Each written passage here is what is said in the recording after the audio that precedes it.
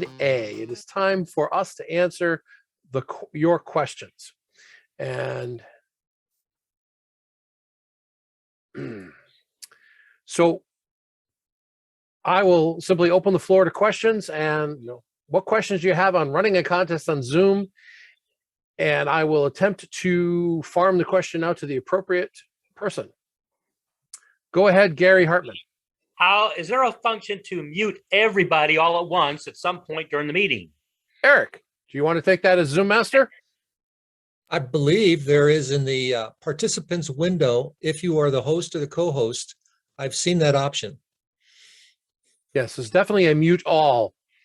And and if you, for my home club, we like to meet early and we start chatting with each other and everyone gets rowdy.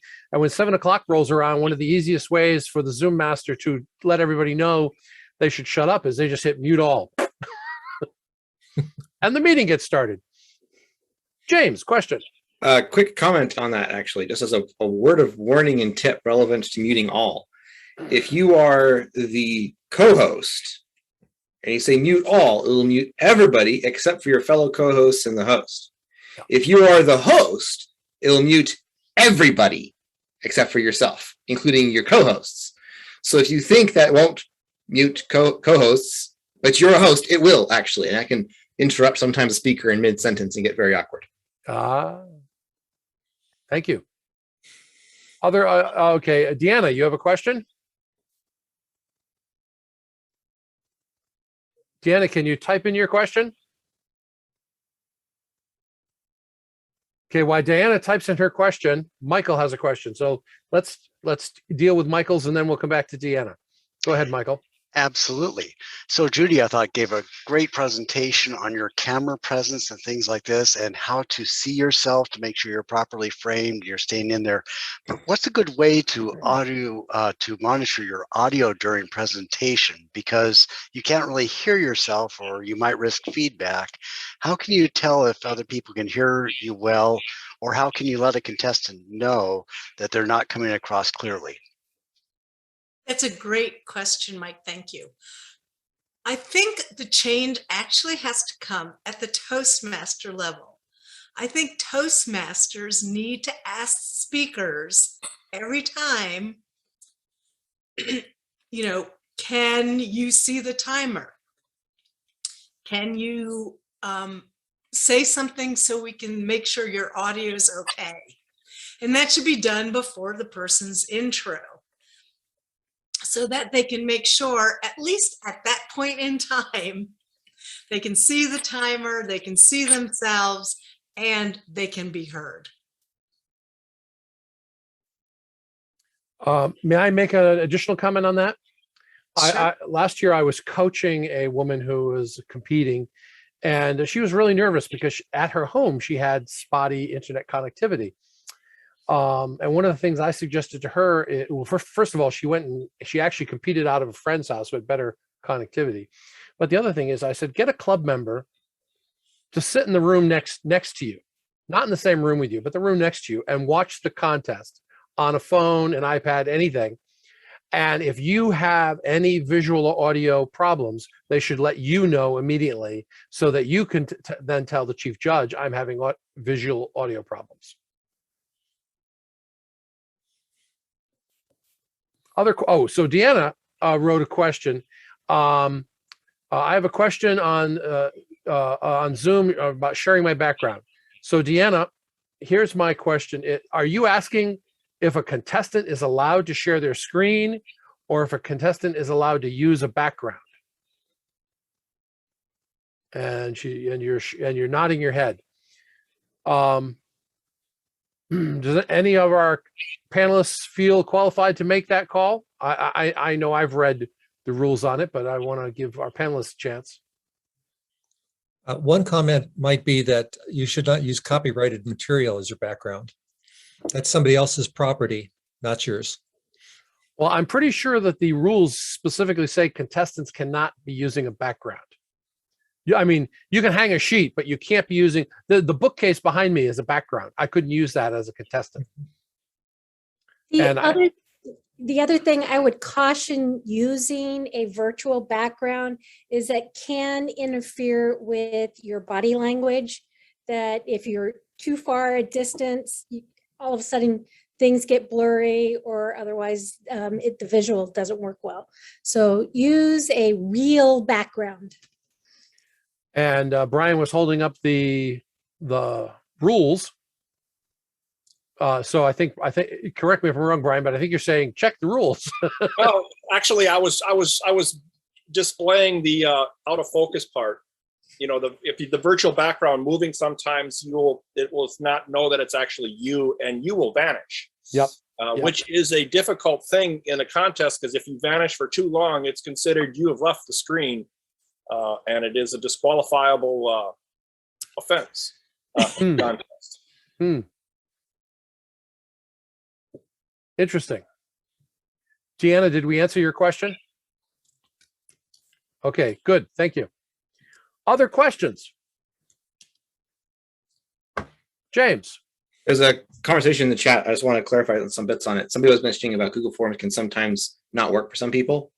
The only time I've seen that happening is if in this setting up the Google Forms, which in some templates, like the one that John just shared, the default is requiring one submission only for a person, and some other configurations like that, which it notes in there that it requires Google sign-in for that to work.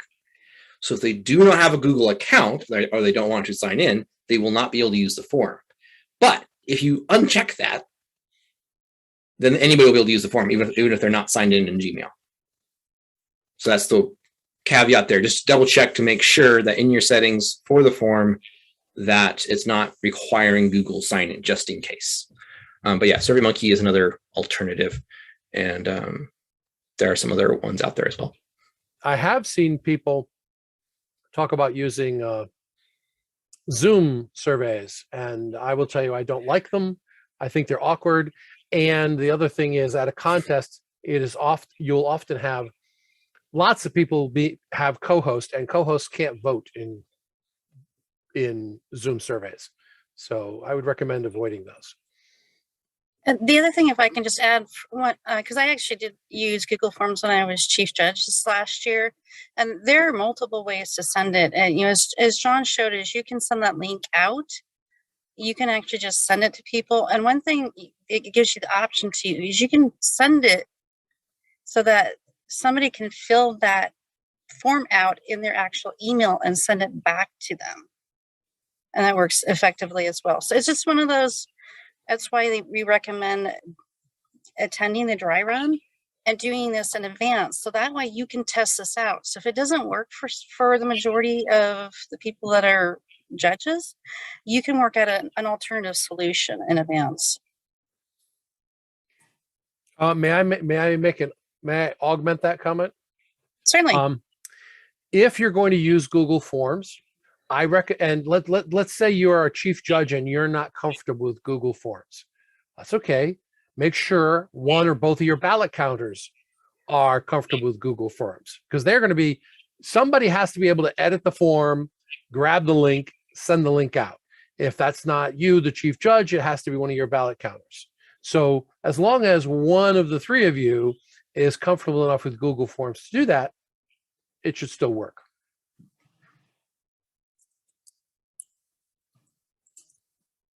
Other questions?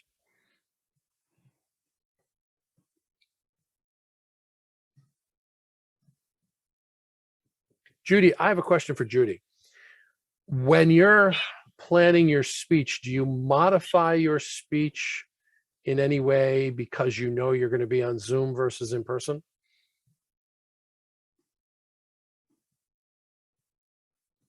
It's so long since I've given a speech in person. It is, isn't it? Yeah. So I think it's different. It was a struggle in the beginning to only being able to look at the camera if you want to connect. And I think that was the biggest difference of going from in person to Zoom. And that's why I say it is the ultimate thing. You and the camera. There's nothing else. And boy, that was huge to learn on Zoom. As much as I want to look around at all of you, looking in the camera is what connects you. So there's that difference. Is that the question? Yeah. I was thinking about my answer to that question, even while you were pondering yours. And one of my biggest problems is I like to make big gestures and I have to constrain my gestures and make them much smaller than is natural for me. So Yeah, I feel lucky because I have space at home. And so I have enough space that I can do big gestures. And boy, I feel fortunate for that. Of course, I have to totally rearrange my living room to give me the space, but I can do it. And then if I can add to this, there's the third option in there is if you're doing it in a hybrid meeting where you have people in front of you and people in the Zoom world, you have problems trying to connect with both of them. You know, unlike a regular world there, you're either looking around at the audience that are there, but you got to remember to look back at the camera for the people who are there too. Or if you look at the camera, you're ignoring your in-person audience. Yep. Yeah, we're doing hybrid, and you're exactly right. People who are speaking, they look around the room and then back into the camera. On the Zoom, I'm using a technique where I'm working my way close for an impact and leaning back. And it's something I'm doing now that I wasn't doing in person. I mean, when I want to make a point, I make that point and I move in. I might gesture in, but it's different. The impact is different. The performance is different on the screen. Yes, that's why I mentioned you cannot do that in person. Yep. It's definitely a Zoom advantage. Yeah. Deanna was asking whether she can share her screen. And I believe what she's asking is, as a contestant, can you share your screen? And she's nodding her head. Roberta, you seem to be muted. We can't hear you. So I'm making connection with Brian. I believe you can share, like if you have a PowerPoint presentation that you're wanting to share, you can do that. However, there is technology that's available to where you still have to be seen in the presentation. So you can have, I can't remember the technology, but it has like a little square and square where that's showing your PowerPoint presentation and then you're still in the front, still on the screen. If you disappear from the screen, you can be disqualified. The other thing that you need to be careful about is any content that's in your PowerPoint presentation, it has to be original content. So again, like Eric said, trademarked pictures, you can be technically disqualified for that if that's what's showing for any length of time. Well, and the other thing I can tell you as somebody who has competed and has also judged a lot of contests, I have yet to see anybody use PowerPoint in a contest and win. Yeah. We want to hear you. We're here to be entertained by you, not by a PowerPoint presentation. Now, Robert, you had a question? Yeah, I was just curious on when you, and then I lowered my hand after you said nobody's won if they've shared their screen. But for sharing content, if you have royalty-free content like unsplash.com, something like that, would that be appropriate? So if you use a graphic to illustrate a point and share a screen temporarily during a contest, as long as it's royalty-free content, correct? Not necessarily original, because I don't think everybody has the means for original content to display something to make a point briefly in a speech. I'd like to speak to that. The rule is that your speech is original content, and whether that's graphically presented or orally presented, must be original content. So I think that clip art, even royalty-free clip art, if you didn't create it, then I don't think you can use it. So anybody please correct me if you think I'm wrong. I believe the rule specifically says your speech has to be 75% original content. So, and the reason they're mentioning this is someone will refer to another story that's well known in history within their speech. Well, if you're going to do that, it has to be less than 25%, has to be 25% or less of your talk, of the time you spend, can be, borrowed material. So you need to be 75% original or less. If you're going to bring up, royalty-free, a picture that's royalty-free, one, you'd better tell people where you got it. Even if it's royalty-free, you better tell people where you got it. And two, you better not have it on screen very long. So hypothetically, if I'm giving a speech, I love Mount Everest. I love, the idea of climbing Mount Everest. I'm not sure I would ever go do it, but I love that idea. And if I was to give a speech talking about a trek to Mount Everest, and I show, obviously I've never been there to take a picture, but I want to illustrate a point. I could briefly share a royalty-free image of, Nepal and Mount Everest or wherever, right? And then that would be okay. I would imagine it would be okay. If you keep that up on screen too long, you could get a protest. Yeah, sure. And you'd better reference where you got it. Well, I'm going with the fact that nobody's ever won doing it, so I just want. Okay.